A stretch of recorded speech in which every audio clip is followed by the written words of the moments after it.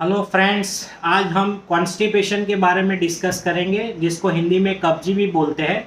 क्या आपको टॉयलेट में लंबे टाइम तक बैठना पड़ता है, या लंबे टाइम तक बैठने के बावजूद भी आपको ऐसा लगता है कि आपका पेट पूरी तरह से खाली नहीं हुआ है, या पेट पूरी तरह से साफ नहीं हुआ है, या आपको प्रेशर ज़्यादा देना पड़ता है टॉयलेट करते समय, या आपका स्टूल बहुत हार्ड हो रहा है? क्या आपको हफ्ते में 3 बार से कम बार स्टूल पास होता है, या 2-3 दिन में एक बार स्टूल पास होता है? अगर ऐसे लक्षण हैं तो आपको कॉन्स्टिपेशन हो सकता है। तो मित्रों, आज हम कॉन्स्टिपेशन के बारे में डिस्कस करेंगे, जिसमें कॉन्स्टिपेशन के कब्जी के क्या क्या कारण हैं, ऐसे कौन से डेंजर लक्षण हैं जिसमें आपको इमीडिएटली डॉक्टर को दिखाना चाहिए। अगर कब्जी को आपने टाइमली ट्रीट नहीं किया तो क्या क्या हो सकता है, इसका निदान कैसे किया जाता है, और मैं आज आपको कुछ टिप्स बताऊंगा जिससे आप अपनी कब्जी को काफ़ी हद तक कम कर सकते हो। तो सबसे पहले इसके कारण के बारे में हम डिस्कस करते हैं। तो कब्जी जैसे किसी को वारसागत होता है। ऐसा देखा गया है कि 50 साल के ऊपर जिनकी आयु है उनको ये काफ़ी कॉमनली होता है, और जिनकी एज जो है आयु 70 साल से ज़्यादा है, ऐसे 30% पेशेंट में कब्जी का प्रॉब्लम पाया जाता है, और प्रेगनेंसी के दौरान भी ये काफ़ी कॉमनली होता है। उसके अलावा जो पेशेंट अपने खाने में फाइबर की मात्रा कम लेता है, या पानी कम लेता है, ज़्यादा मात्रा में मीट चिकन वगैरह नॉनवेज फूड ज़्यादा लेता है, उनको भी ये कब्जी का प्रॉब्लम हो सकता है। जिनका डेली रूटीन बार बार चेंज होता है उनको भी कब्जी का प्रॉब्लम हो सकता है। या जिनका सीडेंटरी लाइफस्टाइल है, या फिजिकली काफ़ी इनएक्टिव है, जैसे ऑफिस में करीबन 7-8 घंटे बैठे ही रहते हैं, कोई फिजिकल एक्टिविटी नहीं होती है, तो इन लोगों में भी कॉन्स्टिपेशन का प्रॉब्लम हो सकता है। उसके अलावा कई रोग हैं, जैसे कि डायबिटीज पेशेंट है, थायराइड का पेशेंट है, खास करके हाइपोथायरॉयडिज्म का पेशेंट है, पार्किंसंस नामक न्यूरोलॉजिकल प्रॉब्लम है। उसके अलावा जैसे कैल्शियम की मात्रा आपके शरीर में बढ़ जाती है, या कोई किडनी फेलियर है का पेशेंट है, या और कोई किडनी का प्रॉब्लम है, तो इसमें आपको कॉन्स्टिपेशन हो सकता है।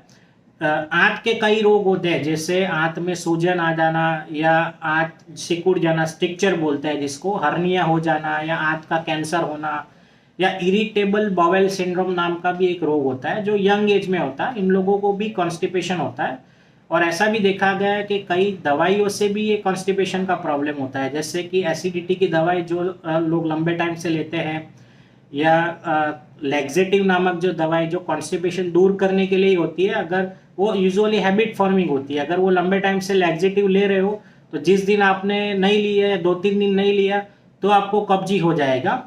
उसके अलावा आप ब्लड प्रेशर की मेडिसिन, जैसे डाययूरेटिक है, कैल्शियम चैनल ब्लॉकर है, कोडेन है, मॉर्फिन है, और एंटी डिप्रेशन नामक दवाइयाँ हैं, तो इनसे भी आपको कॉन्स्टिपेशन होने का पॉसिबिलिटी है। तो ये सब कॉन्स्टिपेशन के कारण थे। अब ऐसे कौन से लक्षण हैं, अगर ये लक्षण आपके अंदर मौजूद है तो आपको इमीडिएटली डॉक्टर को दिखाना चाहिए। जैसे कि आपको बहुत ही लंबे टाइम से कब्जी है, दवाइयाँ लेने के बावजूद भी आपकी कब्जी दूर नहीं हो रही है, या कोई पेशेंट 10-15 दिन से उन्होंने स्टूल ही नहीं पास किया है, या स्टूल में ब्लीडिंग हो रहा है, या सडनली उसका हीमोग्लोबिन लेवल कम हो गया है पेशेंट का, या पेशेंट का वजन काफ़ी कम हो गया है कोई 4-6 महीने के अंदर विदाउट एनी रीज़न, पेशेंट को बुखार आ रहा है, या पेशेंट को काफ़ी हद तक वीकनेस आ जाती है एकदम से कॉन्स्टिपेशन के साथ, तो ये सारे गंभीर लक्षण हैं। इसमें आपको अपने डॉक्टर से संपर्क करना चाहिए।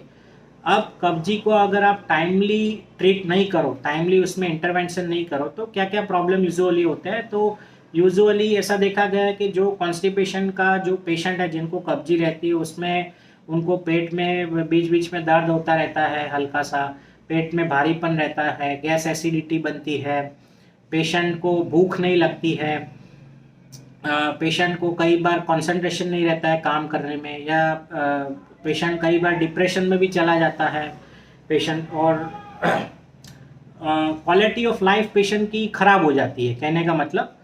और कई बार पेशेंट को फिशर और पाइल्स भी हो जाता है। तो अगर आपने टाइमली ट्रीट नहीं किया तो ये सारे प्रॉब्लम हो सकते हैं। अब कब्जी का निदान कैसे करते हैं, तो हम लोग यूजुअली ब्लड इन्वेस्टिगेशन पहले तो देखते हैं कि पेशेंट को जैसे डायबिटीज़ वगैरह नहीं है, थायराइड नहीं है, हीमोग्लोबिन लेवल सब ओके है, वो सब चेक करते हैं। स्टूल एग्जामिनेशन करते हैं, और कई पेशेंट में, सिलेक्टेड पेशेंट में हम जो टॉयलेट की जगह छोटे दूरबीन डाल के तपास करते हैं कि और कोई मेजर पैथोलॉजिकल प्रॉब्लम नहीं है, जिसको वो चेक करने के लिए हम कोलोनोस्कोपी करते हैं। जो दूरबीन की जो जांच होती है उसको कोलोनोस्कोपी बोलते हैं। तो मित्रों, ये था कॉन्स्टिपेशन के बारे में, आपको मैंने कारण बताए, उसके कौन से डेंजर लक्षण हैं, अगर टाइमली ट्रीट नहीं करोगे तो क्या क्या होगा। अब मैं जो कब्जी के पेशेंट है, अब वो खास ध्यान से सुने, मैं आपको कुछ टिप्स दूंगा जिससे आपकी कब्जी काफ़ी हद तक कम हो जाएगी। तो क्या क्या आपको करना है? सबसे पहले तो आपको अपना लाइफस्टाइल मॉडिफिकेशन करना है, खास करके आपको डाइट पे बहुत फोकस करना है। डाइट में जैसे आपको पानी की मात्रा काफ़ी लेनी है, ग्रीन लीफी वेजिटेबल्स है, फ्रेश फ्रूट्स है, सलाड्स वगैरह लेना है, वूल ग्रेन्स है, लेंटिल्स वगैरह जैसे हाई फाइबर डाइट लेने हैं। पेशेंट को खाने में कौन सी चीज़ें अवॉइड करनी है? तो मैदे वाली चीज़ें हैं, oily spicy food, junk food है जिसमें शुगर की मात्रा ज़्यादा है, ऐसे फूड आपको अवॉइड करने हैं। डेयरी प्रोडक्ट्स वगैरह आपको अवॉइड करनी है, जैसे ज़्यादा मात्रा में मिल्क नहीं लेना है, चीज़ नहीं लेना है, एग्स नहीं लेना है, वाइट ब्रेड्स वगैरह अवॉइड करनी है। नॉन वेज फूड अगर आप ज़्यादा लेते हो, चिकन मीट, तो उसको भी आप काफ़ी कम कर दीजिए।